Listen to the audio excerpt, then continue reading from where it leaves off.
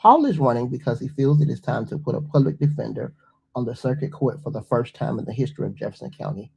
Paul was president of his law school class at the University of Alabama. He has handled all kinds of important legal matters, race and gender discrimination lawsuits, complex appeals, cases where he represented victims of sex abuse and human tracking. So, ladies and gentlemen, without further ado, our guest for the evening, Attorney Tiara Hudson and Attorney Paul Rand. Good evening to both of you. Hi, good evening. Good Hey, good evening. evening, JaPaul. Glad Good to be evening. here. Absolutely, and glad to have you on. So let's go ahead and get started. Let's start it this way first, because I didn't send y'all any questions on purpose. Nobody knows what I'm gonna ask, but we're gonna have great conversation tonight. So I've read your bios, but Tiara, we'll start with you, and then Paul will go to you. In your own words, tell us who is Tiara Hudson, and why are you the right candidate for the judge seat that you're seeking? Thank you, JaPaul. Good evening, everyone. My name is Tiara Young Hudson, and I am running for Jefferson County Circuit Court Judge, Place 14. Tiara Hudson is an advocate and a fighter for those that think that they don't have a voice in our criminal justice system. I always have been. That's who I've always been growing up as a kid with other people, and that's who I am now, looking to be your judge, making sure that we have a fair courtroom. Okay. And then Paul, same question to you. Tell us a few words. Who is Paul Rand, and why should people vote for you for the judge seat that you're seeking? Yeah, well, thanks so much for having us. The first thing I'll say is Paul Rand and not Rand Paul, so I want nobody to get confused about Absolutely. that. Like I say, I am a Democrat, and more importantly, I'm somebody who has dedicated my life to representing people who couldn't afford an attorney in criminal court, and that's work that has been incredibly important to me. I think it's important to everybody because I think the state of our criminal justice system right now screams out for attention and it screams out for change. We're in a state of real crisis in this country at every level of the criminal justice system, from what goes on in the streets to the courthouse and into the prison system. So for me, and I think for Tiara too, what has led me to put myself forward and ask people to support me in this election is just the experience that I have from standing in court with my clients and knowing how they're treated, knowing where they're coming from, and knowing that we need to do better. Okay. Awesome. So Pierre, you hit on it briefly. We'll start with you first, then we'll go to you, Paul. A fair judge, especially on the criminal side, when those that have been, criminal, we've had domestic relations on, and criminal court is totally different. Um, Talk about being a fair judge and operating in integrity and honesty. Well, everybody talks about, all the candidates talk about that they're going to be a fair judge, what they're going to do. But I think what you're going to do is going to be based on what you have done in the past and what I currently do now. As a public defender, we represent people who can't afford an attorney. And it really does not matter their socioeconomic status. I mean, they're poor, they're indigent, they can't afford an attorney, but we don't get to pick and choose who our clients are. And I think that's the essential part of being fair. I am committed to providing excellent representation, even though the clients can't afford to hire me. So that experience as a public defender, being fair no matter who you are. I mean, I've represented people that have swastikas tattooed on their faces. In case you didn't notice, I'm a Black female. and I still, it didn't matter. And I think he put that aside at the time because he needed a lawyer, he needed an advocate, and we worked that out for his best interest in that situation. So I'm already doing these things, being fair to people no matter who they are, and that in me will carry on when I'm on the bench. Okay. Same question, Paul.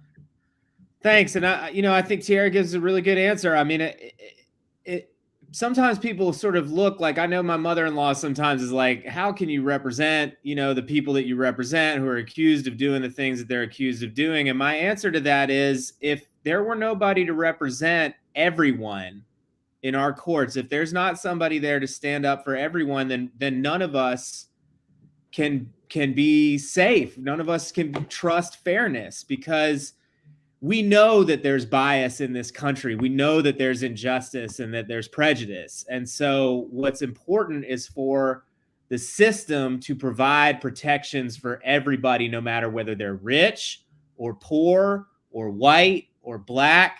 And coming from the perspective that Tiara and I come from really is one where we are in a position to uphold people as human beings and to find a way to humanize them, to find a way to advocate for them, whether we agree with whether we want to get dinner with them or whether we want to, condone what they're accused of doing.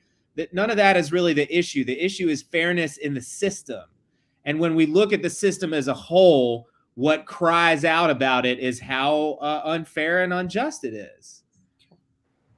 And before we continue, I do want to give a shout out to someone who's watching tonight, and that is none other than Cara McClure. Cara basically has worked diligently putting the word out about making sure that people know who both of you are and why they need to vote for you on Tuesday.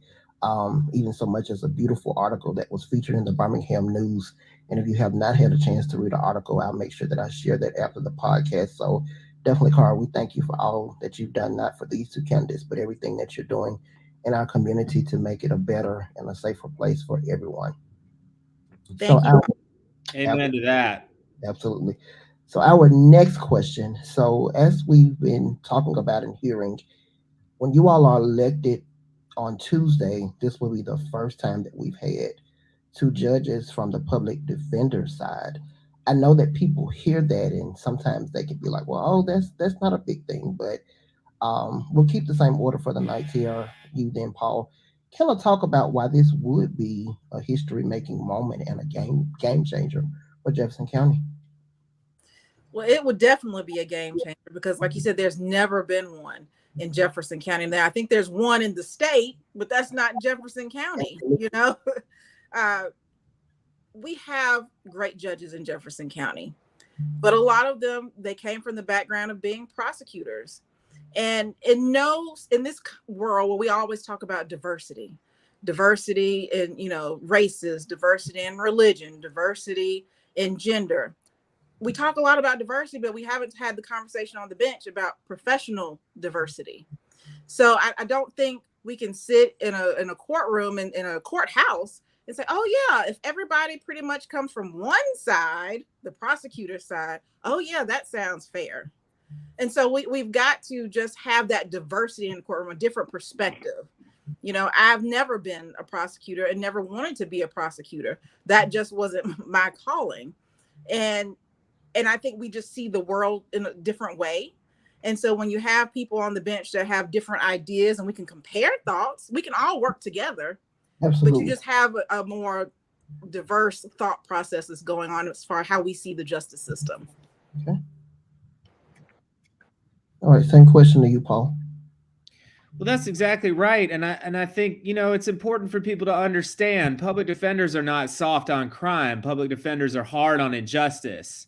And Tiara and I both have families. We both live in the community. We're not people we're not pro-crime. We're not in favor of people being victimized. And we've both done important work on behalf of people who were themselves victims. So we're sensitive to that. And we read the papers. We know that people are hurting and that there's, awful things that go on. But at the same time, we are both people who have felt a calling to stand up for justice in the courts. And people need to understand that that's important. And like Tiara said, professional diversity is incredibly important. We would never look at any other system that is entirely fed by people who are coming from the perspective of trying to put cases on people and trying to put people in prison and think that a bench that's entirely made up of people with only that experience, that's not how we would design it if you asked us on the front end, but that's where we've ended up. And so what we're asking is it not time to do something a little bit different? We're not saying every judge needs to be a public defender, and we're not saying that the judges we have aren't good people. What we're saying is diversity of experience and background is incredibly important, and it's urgent. Frankly, it's needed at this moment. So that's what we're offering. Okay. On the campaign trail, because I know I've been following all of you since you all announced that you were running, and I'm sure that you all have come in contact with so many different people of all walks of life. What is probably the one thing that you're hearing as you talk to the citizens, and possibly even other attorneys, that they like to see you all bring that other judges maybe on the that were in your shoes before didn't bring? Well, for me, what I hear talking to, whether it's a citizen or whether it's an attorney who's also a voter and citizen, I think that they like me. What I bring to the table is my temperament, that I'm calm. I've always listened to both sides of a situation. Even in the people I supervise in the office, I listen to what's going on and don't prejudge. And that's what a judge, in a Hudson courtroom, that's what I'm going to do. I'm going to listen to both sides and not prejudge. I'm going to hear everything out before I make a decision. Citizens also appreciate the fact that I stand for the idea that prison is not the only tool in our tool belt of justice. They love it when I say that. And they just nod and are like right on with that. And, we people in Jefferson County, we don't want more prisons. We want programs to help people. We want people to be productive citizens in our society and give back to the community. That's what we want. And the citizens deserve judges that believe that and will think a little bit outside of the box to do everything we can to make sure that those that deserve those chances get those chances. And that's what the voters want. Okay. Same question to you, Paul. That's exactly right. I mean, people are really concerned about the prison crisis, and they should be. Our legislature, which is dominated by Republicans, spent $400 million just in COVID relief money to build new cages, new prisons. And that's not all the money the prisons are going to cost a lot more than that. The prisons are going to be over $1 billion all told that state of Alabama is. But I'm saying a third of that is funded with $400 million that was supposed to be COVID relief money coming down from the feds.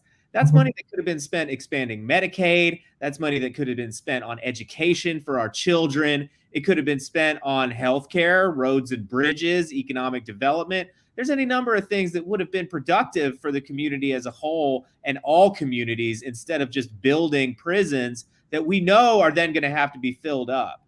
And so it's not that we're not going to take every case as it comes and hear what's in front of us and be fair and certainly hear the state out. When the state has a case that they're prosecuting, I'm going to listen to what the evidence is. And it's not a question of we're just going to be throwing everything out or dismissing things that are serious to people, because that's not what's going to happen. It's not realistic, and it's not the perspective we're coming from as people who live in this jurisdiction, as people who are raising children in this jurisdiction. We understand how much the courts matter to people, but we also understand how much can go wrong in court for people. I have had clients lose housing. I've had clients lose, and their families, by the way, also lose not just housing, but benefits. And there's just all kinds of catastrophes that happen when we allow the criminal courts to be used as a method of social control. And knowing that on the way in is something that will make better judges and will make the system as a whole healthier.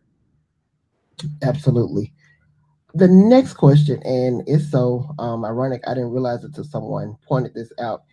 Every night this week, including, well, not Tuesday, I've had a judge on, and someone said, "Did you plan that?" I said, "No, it was just the way we scheduled it." So this is the question that I've asked all the other judge candidates, and I'll ask you the same thing. Being relatable as a judge, even when you're outside of the courtroom, inside of the courtroom, how important is that? That's extremely important. When you have people's lives in your hands, like I will in a Hudson courtroom, that's not lost on me, the decisions that I will be making, because I advise people currently in these same tough, strenuous decisions, and I'll be making the decision. And so, JaPaul, it's just that when you come into a Hudson courtroom, you're going to have, a fair system. And that's what's going to happen in the Hudson courtroom. Absolutely. I think relatability is really important. I mean, I think just for the legitimacy of the courts, people need to feel like they understand who the judges are, that they know the judges, that the judges are people who are coming from the community and who are accessible. You know, people, it doesn't do anybody any good for the community to feel like when it gets caught up in the criminal justice system, it's being judged by people who aren't participants. And so I think it's really important to ask yourselves, you know, who is working in the prosecutor's office? Where do they live? What are they? How are they involved? You know, who is working? Who are our judges? Where do they live? How are they involved? What happens when I want to come in and just observe court proceedings, or what? How do I find out what's going on? You know, the number of our clients who sometimes have difficulty figuring out, you know, where the courthouse is, where they need to go, how to know what time to be there. I mean, we provide that information to them and we make sure that they know how to get in touch with us. But then sure enough, we're the ones they're calling because it's not always easy to figure out what they're supposed to do, where to go, and how things work. It's a very, it a lot of times feel like it's supposed to be alienating, like it's supposed to be intimidating and inaccessible to people. And I don't think that does anybody any good. Okay. And for everyone watching tonight, if you do have questions, go ahead and get them posted, and we will post them on the screen so our candidates can address any questions that you may have. And I do see someone ask in the comments, what is the difference in the positions that you're both seeking? And Cara has answered that, but in case anyone else was wondering, they're both running for circuit court judge, the criminal division. The places are different, just place 14 and 16. And Tiara, tell us the communities or areas where people can vote for you in place 14. So this is a county-wide seat, but you know, in Jefferson County, we're split with the Birmingham division and the Bessemer division. So our seats cover the Birmingham division, not the city of Birmingham only, but the Birmingham division of the county. So that's as far north as Warrior.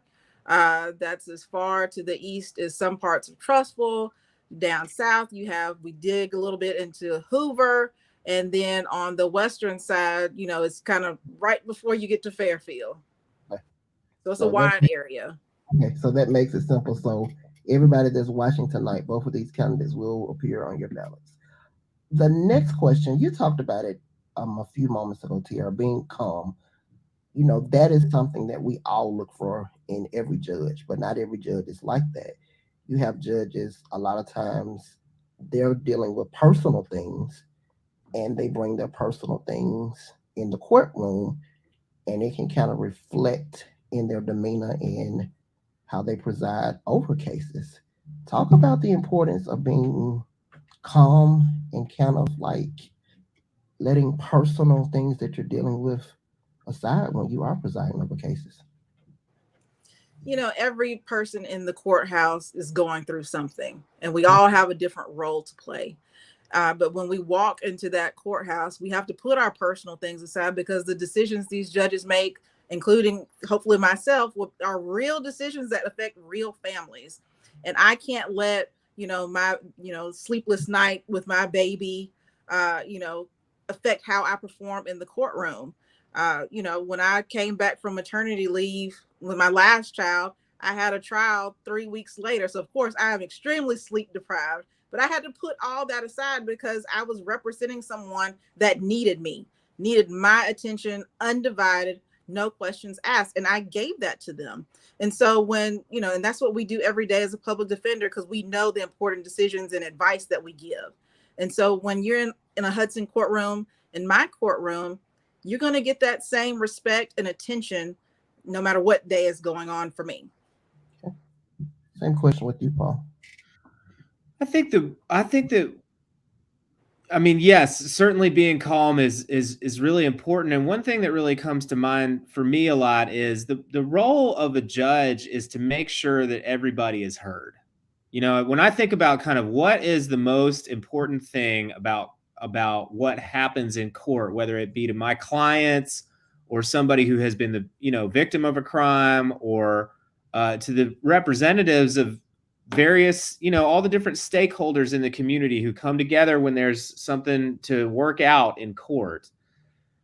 What is it that the court needs to do? And I mean, there's a couple of things, of course. One of them is get the law right? I mean, we're there to apply the law, so we need to be knowledgeable. We need to know our way around the courtroom, the criminal code, the case law. We need to understand how a jury trial works. And all of that is sort of in the technical legal aspect of the job. But in a bigger picture sense, what is all of that about? What are we trying to achieve when we are applying the law and making sure, well, we're making sure that, the community, the laws are supposed to reflect the voice of the community, and court procedure is supposed to make sure that everybody gets heard, that everybody has a voice, that everybody has someone to stand up for them and to make sure that their interests are being looked after. And so that things can only be sorted out when everybody's input is taken into account. And to me, that's a really important part of the role. It's something people need to understand. Okay. Mentorship. And what I mean by mentorship is if you all had the opportunity to go before, I'll even say as early as elementary, because just the way children think now and the way they operate are so different, to talk to them about your role as a judge and the importance of making sure that you obey the law and don't get caught in any criminal activity at a young age, because it's sad to say, but statistics still shows that if someone gets in criminal activity at a young age, even if it's, they're released from prison, they're more than likely to get caught in that criminal activity again, and it just becomes a cycle. What would you do to make every attempt? And I know that, everything is a choice. You can make the choice either to say, hey, I don't want to get caught up in that because I see what it's done to my homeboys, or I see what it did to my girls. I don't want that life.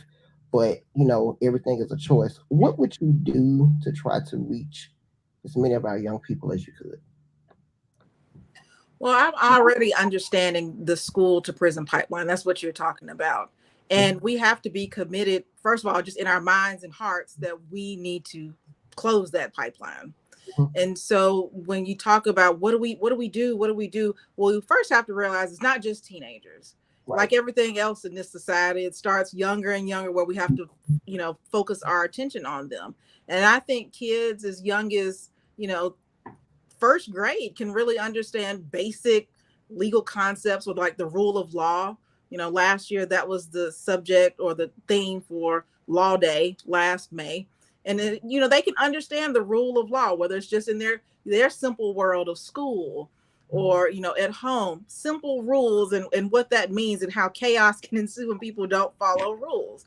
So I think it is perfectly acceptable to go into the community with these young children and start teaching them these things and going over them. Also bringing them into the courtroom so that they can have the experience of seeing things, maybe for the more older children, seeing what happens when you do engage in criminal activity and the consequences of it. Some might call it like a scared straight program, but just being able to see that part of it. And then also seeing professional people, that look like a lot of them.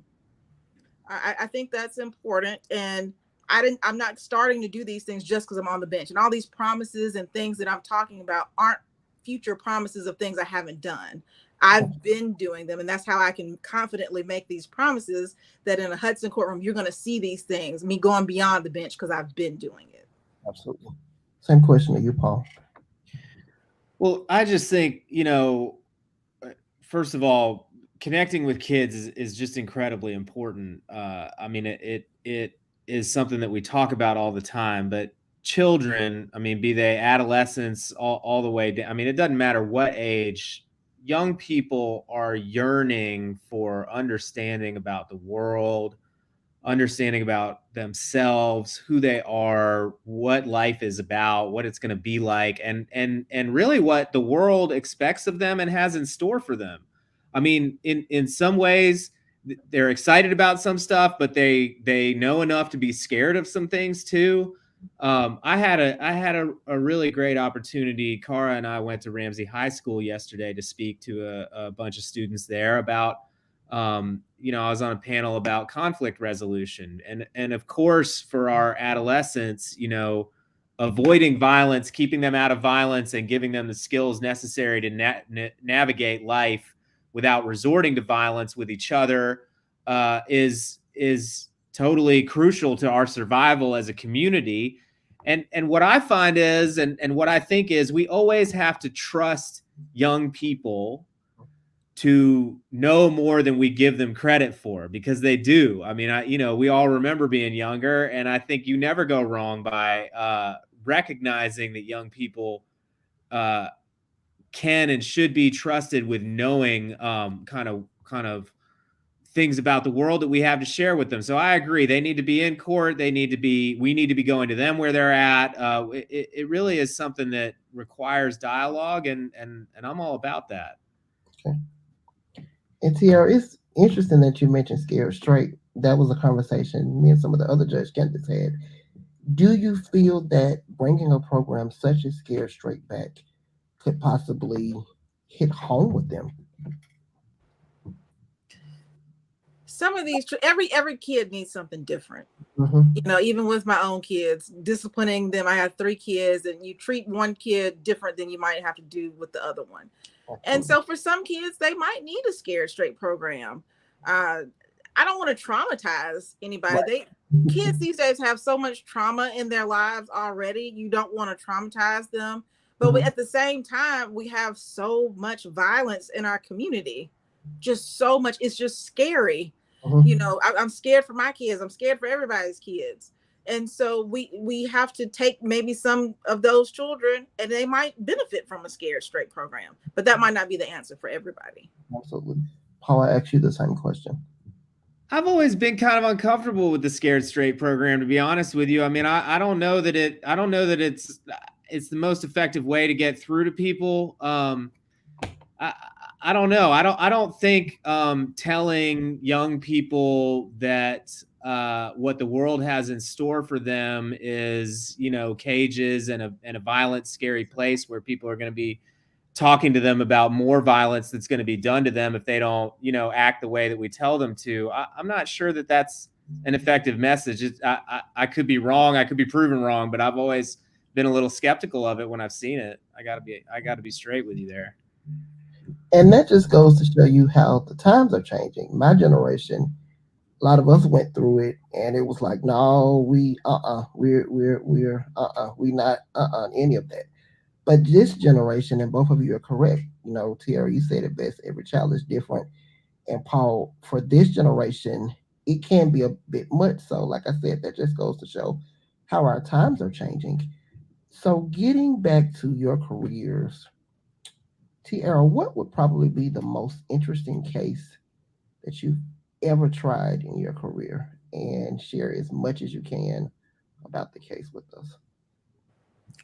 The most interesting case I've tried, it's not really so much the case, it's the people involved and how people always surprise me.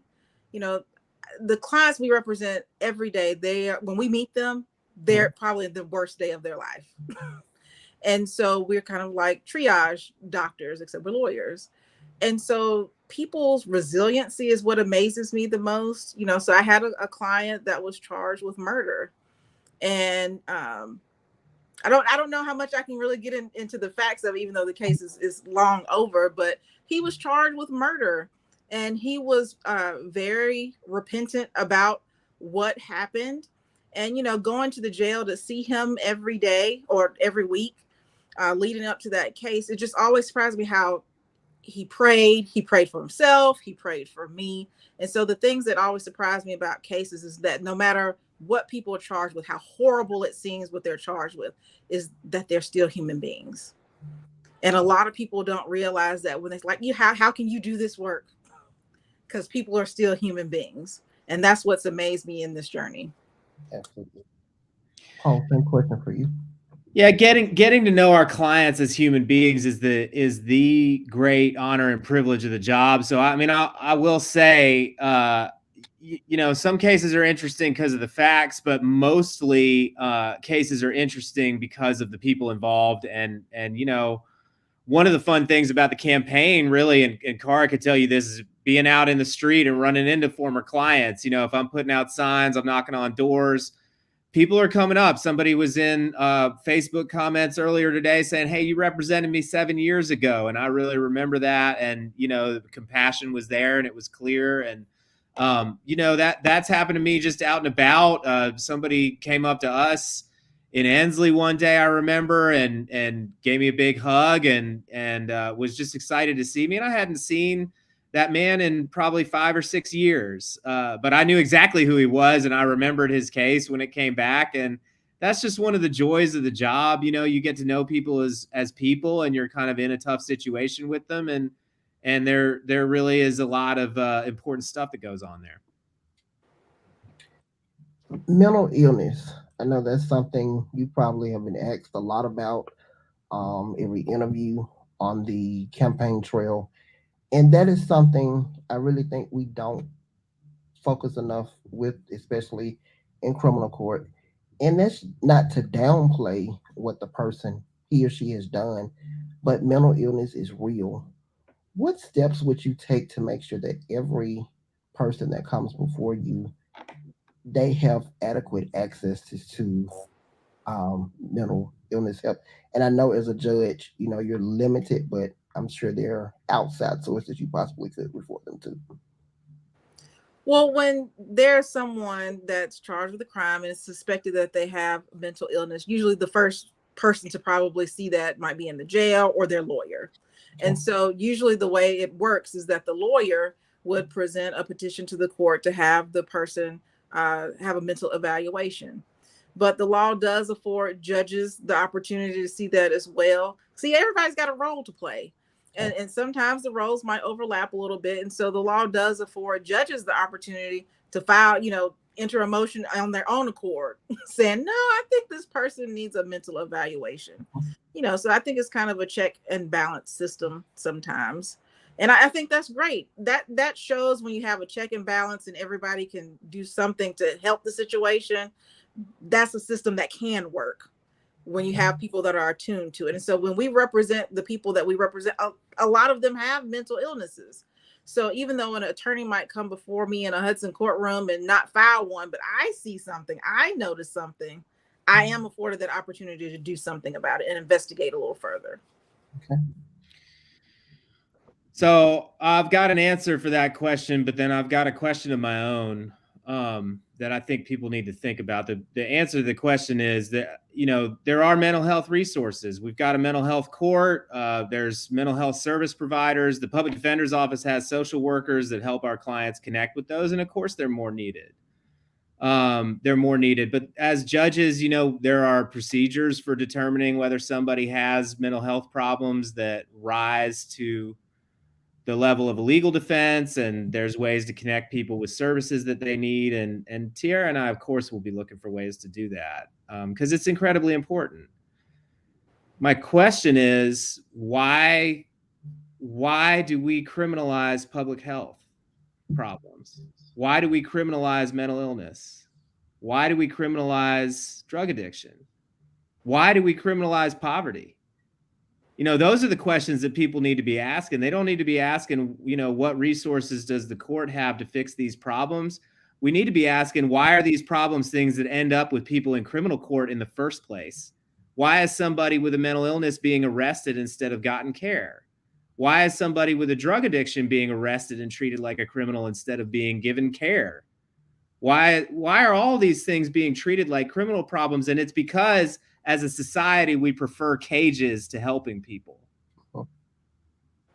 I mean, that's my answer to my own question, but I think it's something that other people need to be thinking about. We spend all this time asking why the police and our criminal justice system aren't solving these problems. Well, there weren't their problems to begin with. The criminal courts are there for a very narrow purpose. And administering the criminal law used to be something that was very specific to a couple of ancient principles about, basically the 7 deadly sins and dealing with what happens when somebody's conduct interferes with the rights of another person. But that's not what we see right now. What we see right now is hundreds and hundreds and thousands of people being put in cages every single year for things that really are not criminal conduct and shouldn't be treated as such. It's a system of racist social control, and it gets people caught up in it on account of things like mental illness or drug addiction or poverty, but that's not really what it's there for. And I think those are the things that we need to be asking about more. Absolutely. How many different circuit courts are there in the Birmingham division? Either one of you can answer that. Well, go ahead, Tiara. No, go ahead. In criminal court, there are eight circuit judges assigned to the criminal court, and I think Tiara can correct me if I'm wrong. I think there are 22 circuit judges in the Birmingham division of Jefferson County entirely. I may be off by that because it gets confusing sometimes. Sometimes the Bessemer judges are counted along with the Birmingham division judges, and sometimes they're not. And when I say, there's 20 or so circuit judges, those are divided between a couple of different subject matters, right? So you got family court, you got civil court where you hear things like car wrecks or property disputes, contract problems. And then, of course, you got criminal court. We're running to be circuit court judges in the criminal division. So there are 8 of those slots. And those judges hear felony cases for the most part. There's some other stuff that they deal with, like if you have a municipal case and it gets appealed, it might go in front of a criminal circuit court judge in the county. But by and large, those 8 criminal circuit courts, circuit court judges are hearing felony cases out of Birmingham and the other parts of the county that Tiara described that are not in the Bessemer division. Okay. I'm sure that's clear as mud, but it's actually a pretty on point question. So thanks for asking. What are some of the biggest myths that you hear a lot in criminal court? Things that are just farthest from the truth. As public defenders, I think TV just portrays us horribly as a profession of public defenders. People think, often say public pretenders or public offenders. And that is just the farthest thing from the truth. We chose this profession. I was in private practice before I came to the public defender's office to strictly do criminal defense work when the office opened. Paul has been out doing other things, but we chose this line of work and working with this clientele. And there's nothing I would rather be doing is working in the criminal courthouse, helping people. And I think that's just the biggest myth, is that we just don't care, is that we're in it for a paycheck. Same question to you, Paul. Well, all that's certainly true. I consider it an honor and a privilege to do the work that I do and to work with my clients. And I let my work speak for itself, and I let the relationships that I have with the people that I've represented speak for themselves. But I certainly know what Tiara is talking about. To me, one of the myths that bothers me sometimes is that, people have the perception that I'm there to get my clients off the hook no matter what. And, am I a zealous advocate? Yeah. Am I willing to do what it takes to make sure that my clients are protected and taken care of and that their rights are being vindicated? Yeah. And I don't apologize for that. But the idea that we're somehow amoral or don't care is also misleading. And frankly, it's a myth generated to make people distrustful of any professional that would devote their life to helping poor people. That's how I feel about it. If you choose to spend your to use your education and your career to help poor people, somebody is going to find a way to knock you for it. That's one thing I've learned. Another question. Talk about the importance of how critical the judicial side of this election is. Well, specifically, we talked about the number of circuit courts there are in Jefferson County, but in criminal courts specifically, people don't like to think about bad things. They don't like to think about criminal court until they're in court or they have a relative or a friend that's in court. So number one, it's not just this election, it's any election. Don't wait until you are in court to decide, I don't like how that judge operates. I wish I had known that when I was, it was time to vote. Take this opportunity now. And that's what I'm encouraging people to do. You have a say-so in the decisions your judges make because you have a choice in who your judge is going to be. And people need to get out and vote next Tuesday. Now, this particular primary election is super important because there's no Republican opposition. The majority of these seats, including Paul and my seat, there's no Republican opposition. There's another Democratic candidate, but it's going to be decided next Tuesday, not in November. Not in November. So the time is now to get out and vote. Paul, same question to you. Yeah, I'm going to say this is the most important election that any of y'all have seen in a long time. And don't let the fact that you may not have been paying attention to it much distract you from what's at stake, because, you know, we don't spend a whole lot of time paying attention to opportunities for criminal justice reform on the local ballot. But let me tell you something. You, and I mean all of us, but you know, I know this because I work it every day. I'm just trying to inform people who are listening. We all care about criminal justice reform. We all agree that there's something deeply wrong with our criminal justice system, right? So who are we relying on to do something about it? Well, there's Congress. There's President Biden. We can write a letter to President Biden. We can hope that the federal representatives are going to do the right thing. We can rely on the Republicans in Montgomery to get it right. God help us. Or you could go to the polls on Tuesday and do something right here. You could do something right here. You got two public defenders running for circuit court for the first time in the history of Jefferson County, and you can go cast your Democratic ballot and make a real difference, and it'll be right here in your community, and it'll be something that has never happened before. And, you know, I just wish that there were a megaphone big enough for me to tell every single person in the county about that, because I feel like if the number of people that it really matters to understood what's at stake here, that we would see turnout like there's never been in the history of voting. It's really, really important. And I don't know how else to say that. I mean, it's just incredibly important. Absolutely. And the Secretary of State, he was on the think tank with Chris Coleman, I think last week, and he said that he believes that the voter turnout is going to be as low as 30,000. I'm not going to believe that. I'm not going to believe that. So that is why you see myself having the candidates on. You've seen Chris Coleman have several on. You see several candidates on with Gary Richardson. I think some of our local news stations are even starting to spotlight candidates. Like both of these candidates are saying, this is an election you have to get out in record numbers for. Because here's the thing, they're hoping that the numbers are low, like I said. That's what their hope and intent is. Because as long as we get complacent with the way things are, they're not going to change. You have the power to use your voice and your vote. And I said this when we had our Birmingham, our city council elections, our mayor's race, and our school board. Put your vote where your mouth is. It's easy to go out and talk about what's not right. You may not be able to run in a place yourself, but you have the opportunity to listen to all of these candidates on the various platforms that you have privy to. Get on their websites, get on their Facebook pages. A lot of the candidates have even offered you their personal cell numbers to call if you had questions. It doesn't get any easier than that. So we have to rid all of excuses and make sure that not only are we voting, but making sure that we are showing our children, grandchildren, nieces, and nephews the importance of voting so that the generations after us can continue to carry on the legacy. So we have about 10 minutes left.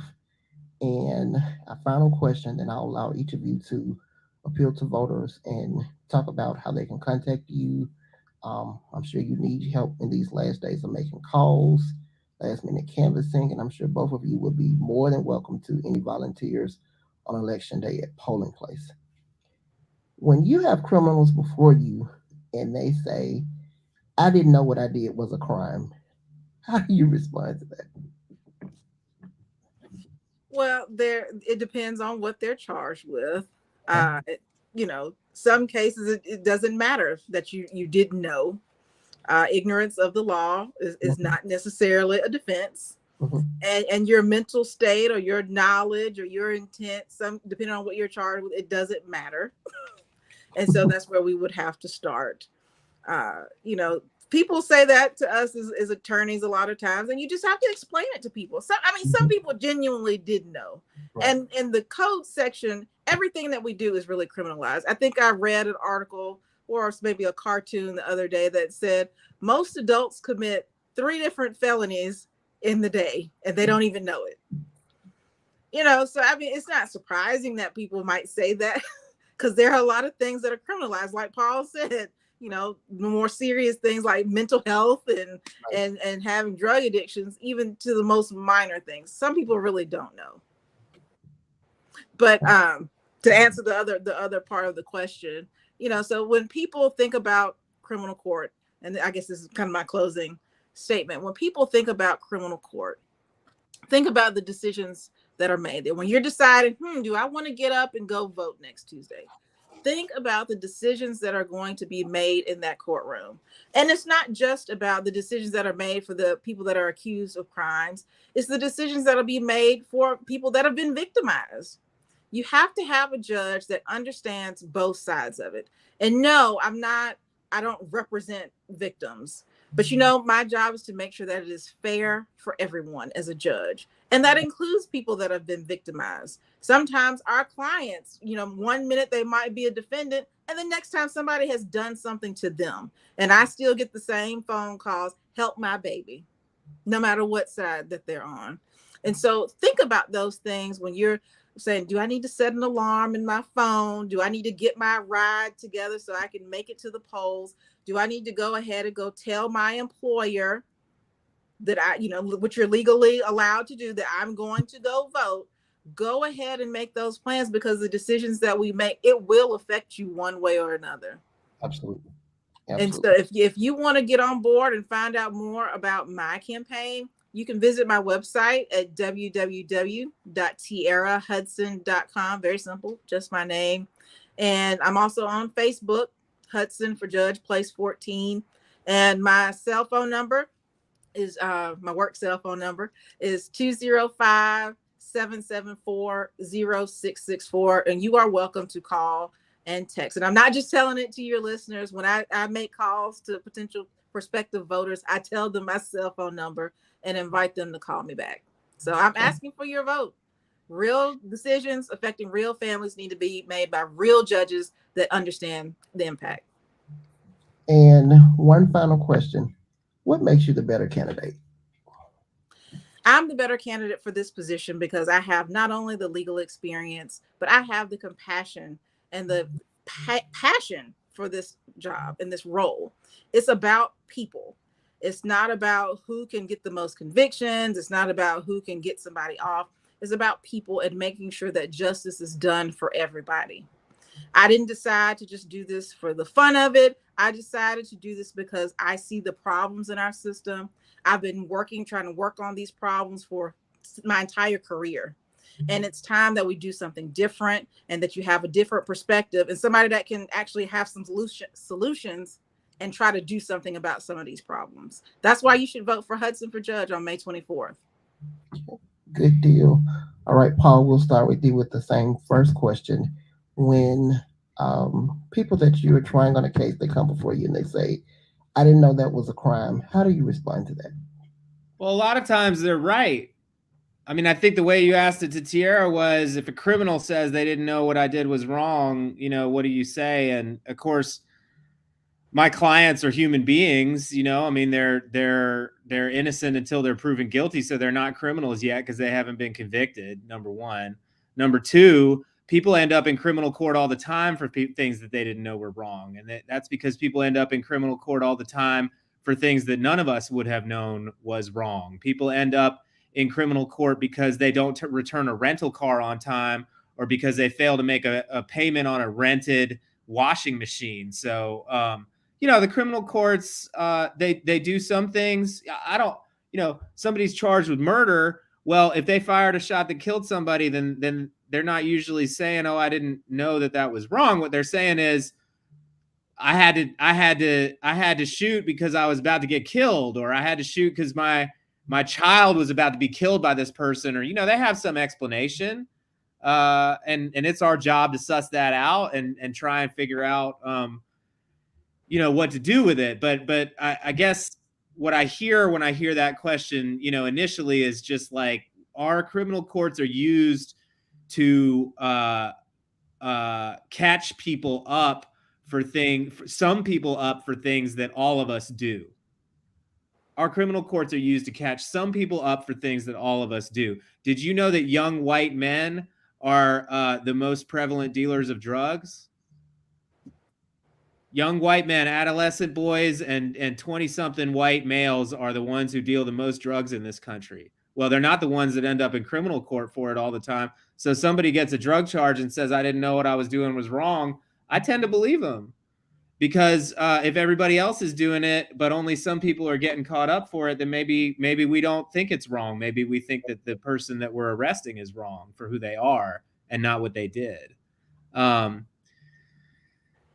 want to say that this election is important. I mean, we've been talking about this, but it's important because criminal justice reform is on the ballot. And it's something that everybody in the community needs to really, really be paying attention to. So you can find out more about my campaign at rand4judge.com. That's RAND4judge.com. And we have ways for folks to sign up to volunteer. You know, we're looking for that. We've posted about it on Facebook too. You can find me all over Facebook.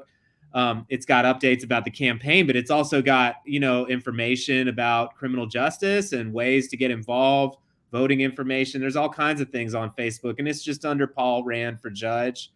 And I love hearing from people. I want them to email, or, you know, you can get in the DMs. You can do whatever you want. You know, any way to get in touch with me. I'm happy to hear from folks.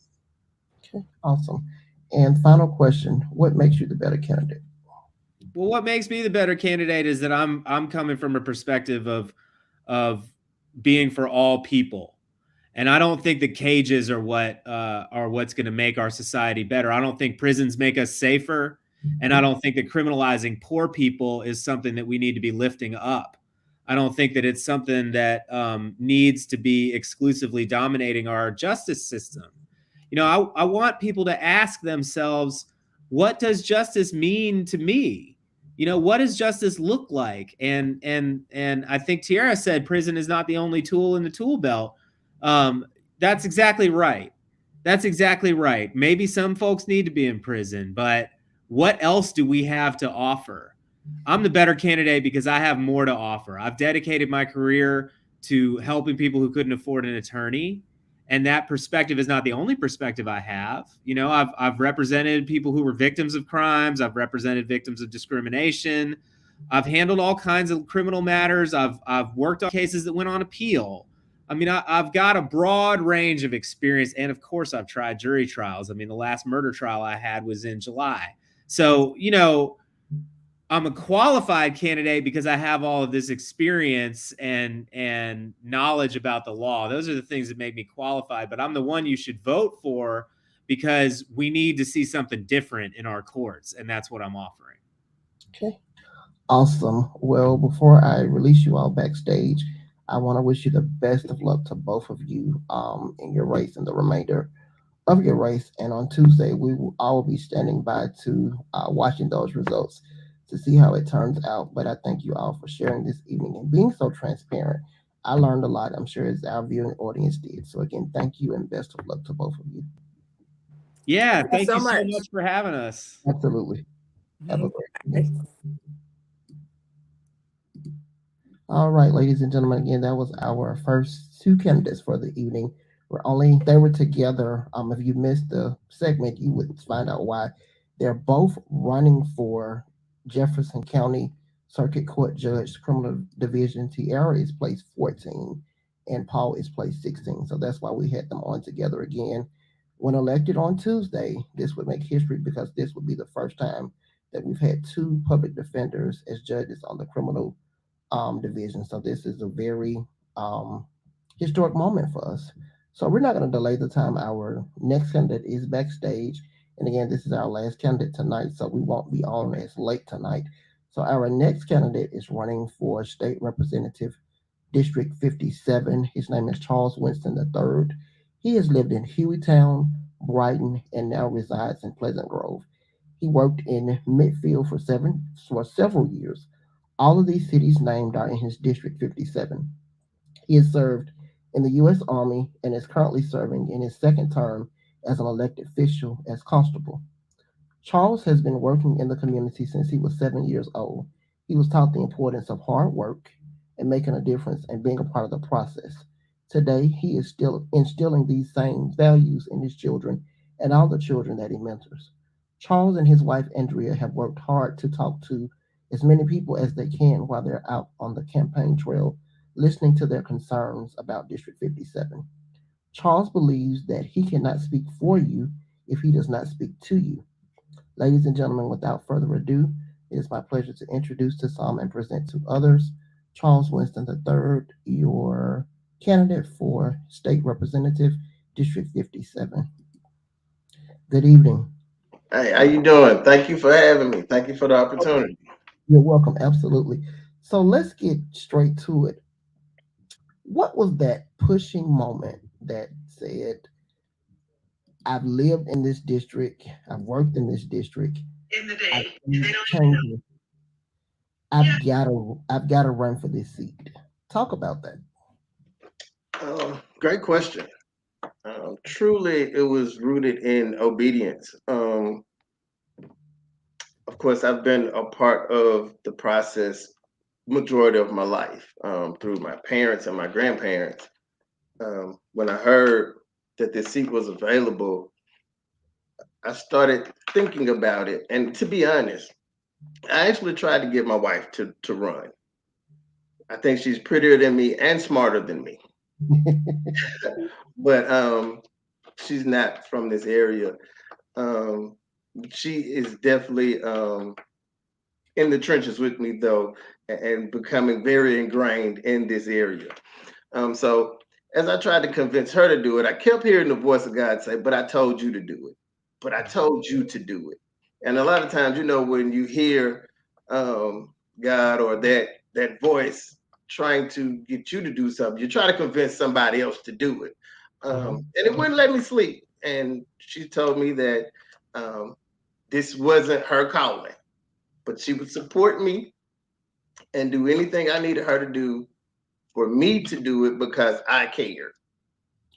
So after a couple of sleepless nights, I decided to be obedient and say, let me run for state representative to represent the community, the district, and the people that I care about. Okay. And when we hear the name Charles Winston, a lot of us, we think about another Charles Winston that has served in politics for years. Kind of talk about your connection to the other Charles Winston. Reverend Charles Winston, who is my father, um, yes, who is definitely a great supportive. We talk every day through, or have talked every day through this process.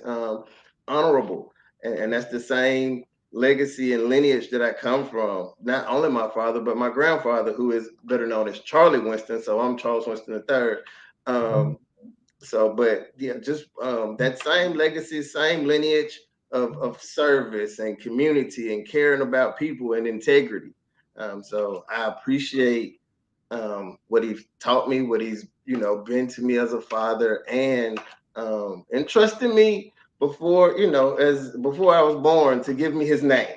And I'm trying to continue that legacy of service and community, and make him. That's one of the people that I'm definitely um, held accountable to. Okay. So um, I appreciate what he's done and the path he's blazed for me to travel. Okay. So let's talk about some of the areas. I know some you and your wife sent in, and then I'll kind of hit on a few more areas that we have asked other candidates running for state representatives different seats about. The first thing is Medicaid expansion. I think we talked to even Lulu last night, and she's running for state senator. She currently serves as a state representative. Talk about when you're elected, working with your colleagues to make sure that Medicaid is expanded fairly and properly, where every citizen in Alabama can have adequate access to Medicaid. What does that look like to you? Continuing that fight, I think um, Medicaid does need to be expanded. We've been, as the Democratic Party, been fighting that fight for a long time. I definitely want to be a part of that process and continuing that fight to make sure that everybody that needs it is covered under Medicaid, and that all of their issues are covered under Medicaid, and they have access and knowledge of Medicaid and what it can provide. More resources for education. And before you answer that question, I'm sure everybody heard about the budget that was passed for education in the state of Alabama. The budget that was passed, I don't want to say the numbers correctly because I don't want to misquote anybody, but I can tell you the budget that was passed, Birmingham City Schools or Jefferson County alone, their own school system could benefit that. So to see how they're going to split the numbers up between all the county schools and the school districts in the state of Alabama is going to be interesting. When elected, what would a realistic school budget for every school district in the state of Alabama look like to you to make sure that there's adequate funding and adequate resources across the board? Um, I just want it to be fair. I want my district to be represented and get their fair share. Um, I think that sometimes the budget is divided unevenly. So I just want us to get equal resources and have equal opportunity in District 57 as it relates to education. So I'll definitely be fighting as a state representative. That is part of the duty and the job. So I'll be fighting to make sure that we're adequately represented and that we get our fair share. Okay. Better pay for teachers. We've all heard about it. We're losing a lot of teachers because, especially after COVID, they're saying they're overworked. They are losing time planning at schools. They have to take tremendous amount of works at home.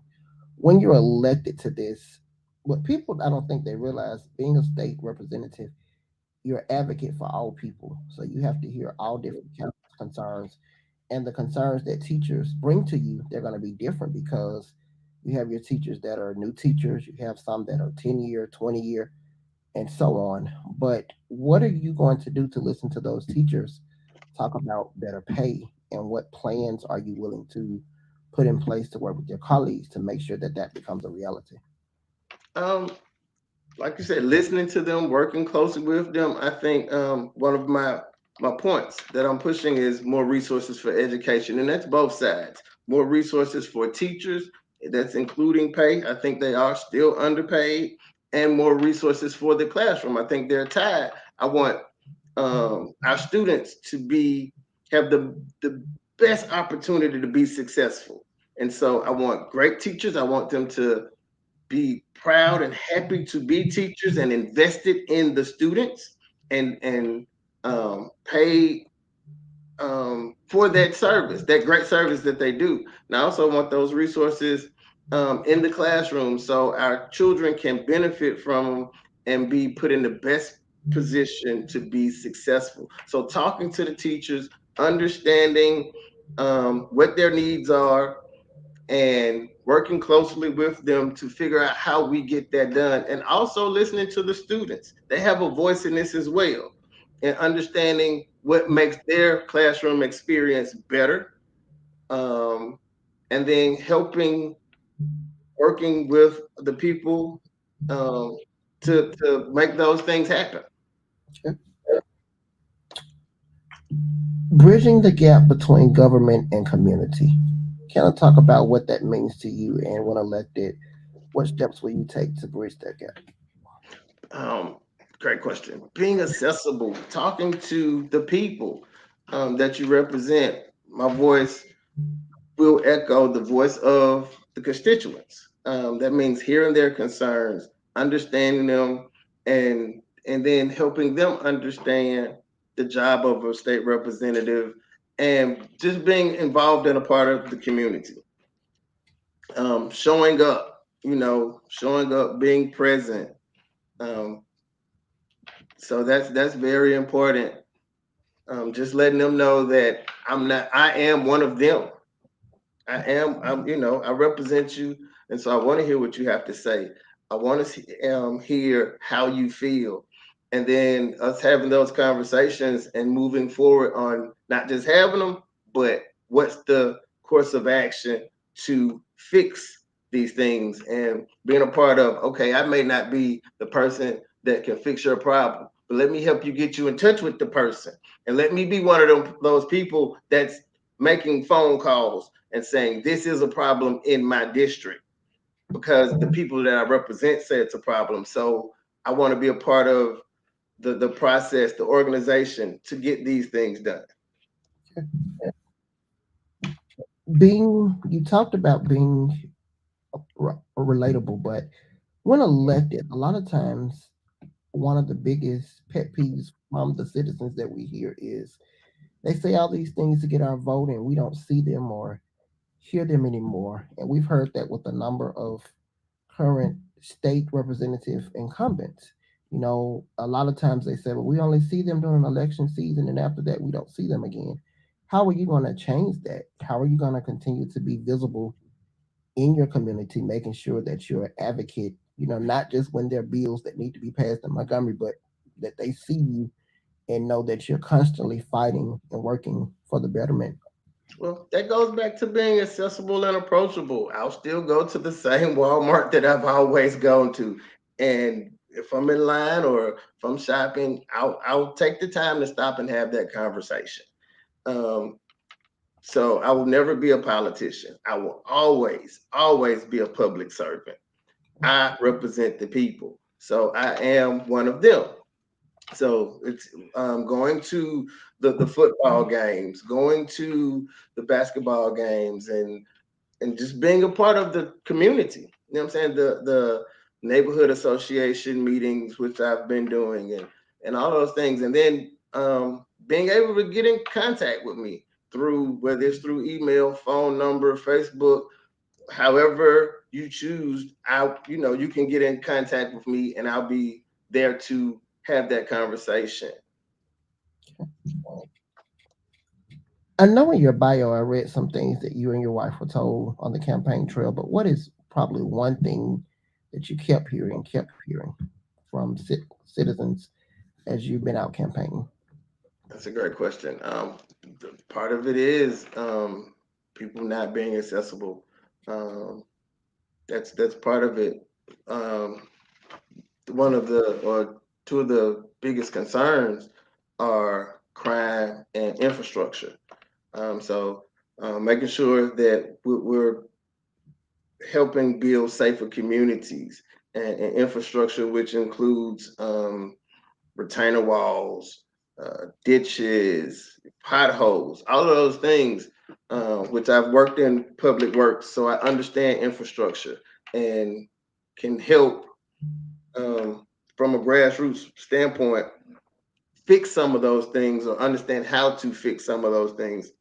So those are the probably the three things that I've heard the most, and I'm ready to help be a service to eradicate those things, especially when it comes to being accessible.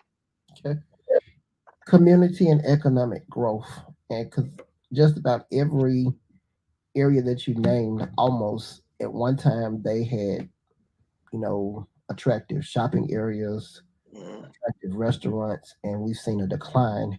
When elected, how do you plan to work with? And what I want to make clear, people need to understand that our state representatives, a lot of things you can't do on your own. You do have to partner with the city council of your different districts, commissioners, that sort of thing. But what does that partnership look like for you when you are trying to address things such as a food desert, bringing more businesses to the area? What does that look like for you?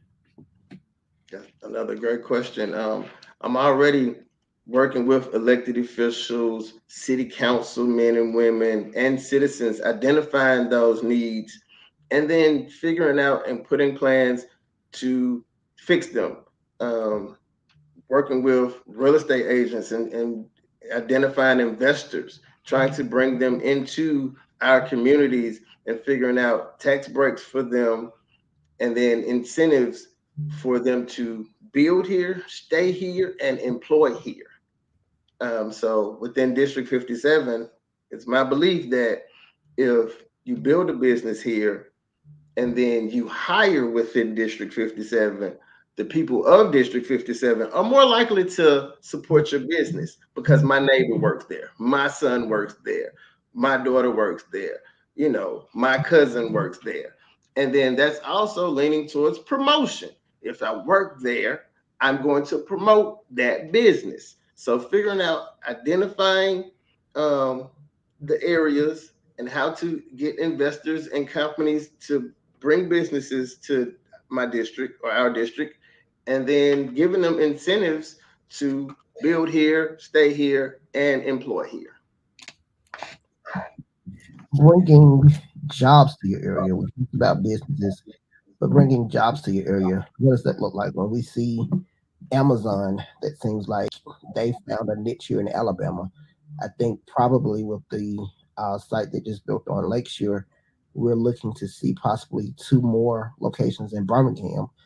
What does that look like to you when you hear companies like that? What would you do to make companies such as Amazon, Carvana, and other areas attracted to your area where you would be able to bring jobs to your area that you just talked about? Right. Education is a part of it. Making sure that we're producing people that are benefits to their company, and then giving them, once again, incentives to build here and to bring jobs here to this area. Okay. Easier access to mental health resources. Let's talk about that. Definitely, that goes back to the Medicaid expansion. I think um, a lot of times um, we've dealt with mental health in the past not as a disease, and it's a disease that and it needs treatment. So I think Medicaid expansion should definitely cover or extend the resources for mental health to cover our veterans and all the people that are plagued with this disease.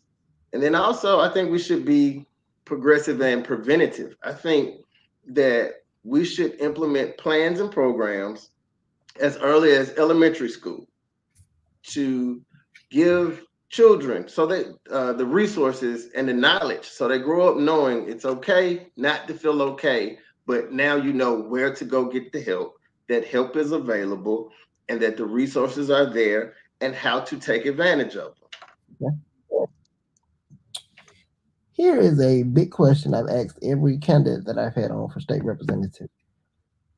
Your plans to partner with your colleagues to finally make the education lottery a reality? Because I know everybody that's watching tonight, they're saying, I'm tired of going to Georgia, I'm tired of going to Tennessee, I'm tired of going to Mississippi to purchase those lottery tickets. We need that here. Now, we do know that we've had three failed bills because they're wanting to basically combine a lottery and a casino bill all in one, and that's not going to pass. But what does that bill look like for you for an education lottery where you can convince your colleagues and your constituents to say, hey, this is the one, it's time to jump on this? What does that look like for you? A separate bill just on the lottery. Okay. And taking my personal, or not me because I'm actually for it, I think those tax dollars are going other places when we can use those tax dollars in Alabama. And then maybe partnering that bill with the Medicaid expansion bill to help pass it. But I think that some people have agendas and not are truly not representing what the people want. And everybody that I've talked to wants the lottery. And so my voice will echo the voices of the people that I represent. If I live in your district and we were talking on the campaign trail, and there was one thing that you could possibly convince me to assure you that I would vote for you, what would that one thing be? The Alabama laws affect you, and that your voice should be represented in Montgomery. with integrity. Let me say that again for the people in the back. Your voice should be represented in Montgomery with integrity. I will not be bought or bossed. I will always do what's right for District 57. I will represent you and your issues, your concerns, and your voice. What makes you the better candidate out of everybody else that's running for you in the same seat? What makes you the better candidate? I'm already working with elected officials, city councilmen, citizens, real estate um, agents, families, investors, trying to push District 57 forward. My family and I have lived in District 57, worked and served in District 57 for over 25 years. And so I'm asking to continue that service. It's people that I'm held accountable for that I won't get into calling their names, but that I'm held accountable for that say I'm voting for you, but I want you to do right. I need you to do right. And so those people that I go to church with, those people that I frequently talk to at the Walmart that I go to, those people that I've knocked on their doors and went back to check on them. I I am held accountable by those people. And so I understand that I represent them and I want them to hold me accountable. So I truly am District 57. I will always do what's right for District 57. And I'm already working with multiple people to move District 57 forward. And once again, I will not be bought or bossed. I will always do what's right. I will never be a politician. I will always be a public servant. So you mentioned in when we read your bio, you talked about mentoring children, and that's something that I do applaud you that you still do. In in addition to mentoring your own children, when you're elected, talk about going into the schools to mentor them as a state representative. Right. Part of the reason that I'm running is to hopefully show them that God is using me in real time, right? Like even though I am an elected official, but it's truly about the heart. So I want them to teach them to be a part of the process early, and then hopefully inspire the next leaders and public servants, and help them understand that this is their government. So help them understand being a part of the process and having their voices heard, not only just voting, but being active in the community and making a difference.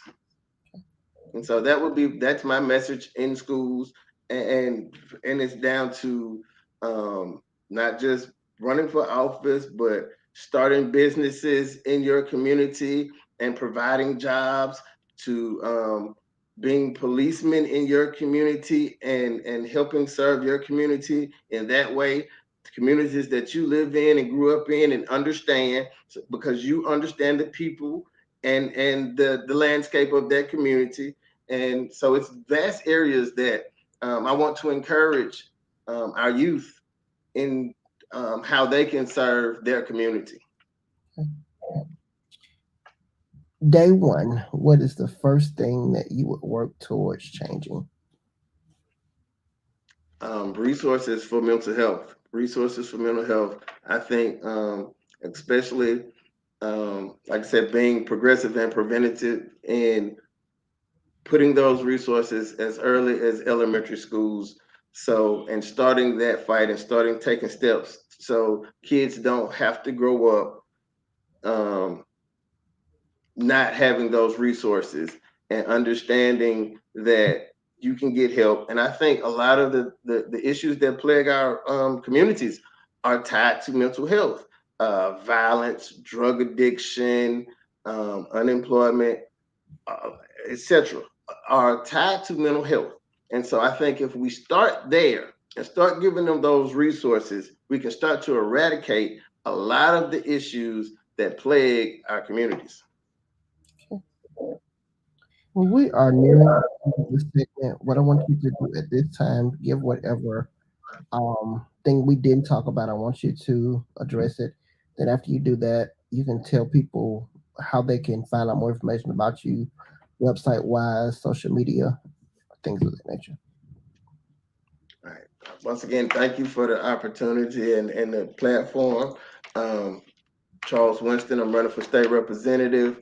I've worked really hard. Me and my wife worked really hard to talk to as many people, and we're still continuing to do that. Okay. Um, a vote for me is a vote for integrity. A vote for me is a vote for you. A vote for me is a vote for your voice. A vote for me is a vote for your concerns being heard in Montgomery and you being represented. So on May 24th, I'm asking for your support, your prayers, and your vote for Charles Winston, State Representative, District 57. Okay. And website or Facebook page. Charles Winston, the number four, State Rep, District 57 on Facebook. Charles Winston, the number four, State Rep, District 57. We've done, if you can go on and look at all of the things we've done and how active we've been in the community. We've done 3 health fairs, um, 3 give backs. It's a lot. It's a lot. So we've truly been putting the work in, and I pray that I've done enough to earn the vote. I tell people you got one vote. I wouldn't just give it away. I'm out here trying to earn it because I feel I'm the best candidate to represent you. I can communicate, work with all different type of people from all different backgrounds, walks of life, and understand um, their issues, even though they may not be from my direct network. I can work across the board with all types of people because I truly represent all of the people. If people are interested in you to assist you on election day or making last minute calls, or they even want to canvas with you, how can they go about contacting you? 205 223 4330. 205 223 4330. Okay. That's my wife's phone number. My better half, my best friend, and my campaign manager. So yeah, we a team. So yeah, she's definitely one of those people that I'm definitely held accountable to. Awesome. Well, Charles, I want to thank you for taking the time to spend your evening with us, and we wish you the best of luck on the remainder of your race, and best of luck on Tuesday. So, All right, thank you for thank joining us again. You're welcome, and have a great evening. you. So, ladies and gentlemen, this concludes our 2022 Meet the Candidate for our primary elections. We will do the same thing in November. We probably won't have as many candidates because, as you've heard tonight, a lot of the candidates that are running for judge and state representative, they don't have a Republican opponent. So on Tuesday, when you vote for them, you just have to go back in November and seal the deal. And so before we end tonight, we want to remind everyone that we are 5 days until the May 24th primary election. And as I've said before, the 17th was the last day that your absentee ballots could be mailed. The 19th, was today, was the deadline for your absentee ballots to be returned by hand. And then the 23rd, which is on Monday, is the deadline to return your absentee ballots by hand to the Alabama election manager. Please keep these in mind and take the time to go back and watch all of these. And I'm sure that there's still some candidates with radio programs that's going to have politicians on. Take the time to listen to all of them. Your voice and your vote matters. And I think no one can change that. We will be back Monday at our regular time. Of course, the show won't be as long, talking about just last minute things for you to consider. And we're also going to do a short segment on mental health because this is Mental Health Awareness Month. As always, keep the faith. Thank each of you all for hanging out with me. And I will see you Monday, same time, same place, 7 p.m. Have a great evening.